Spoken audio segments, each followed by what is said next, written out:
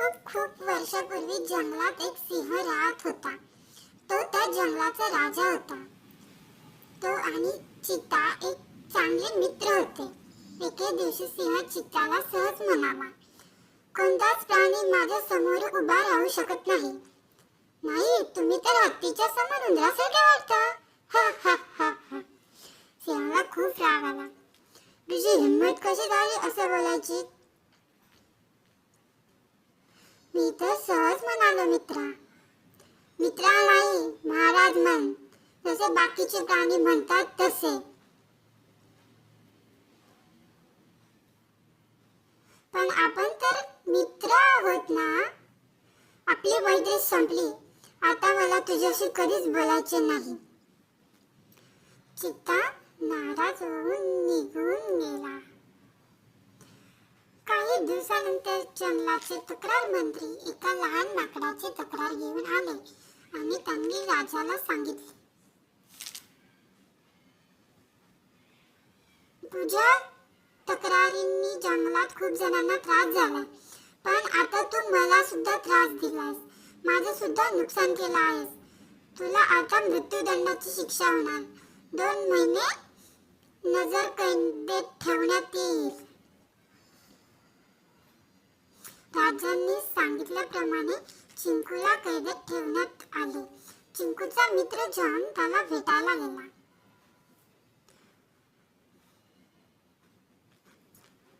चिंकू, तू काहीही काळजी करू नकोस. मी तुला इथून सोडवून घेऊन जाईन. नाही, मी दुःखी नाही. मला माझ्या आईबाबांची काळजी वाटते. मी त्यांच्यासाठी काहीच करू शकत नाही. चिंटू विचारात पडला.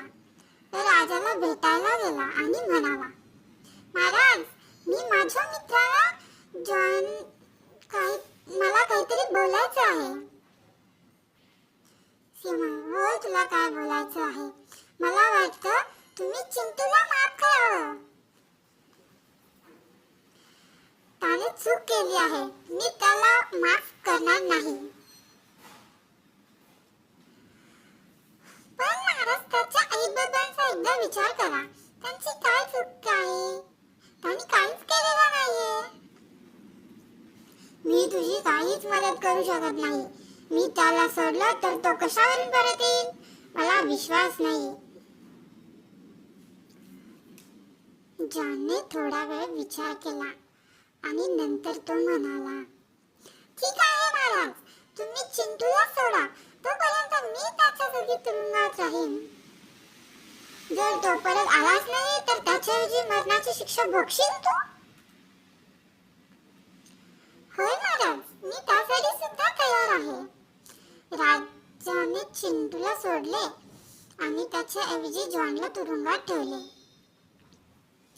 जॉन, काही काळजी करू नकोस. मी लवकरच परत येईन, असं म्हणून चिंटू निघून गेला.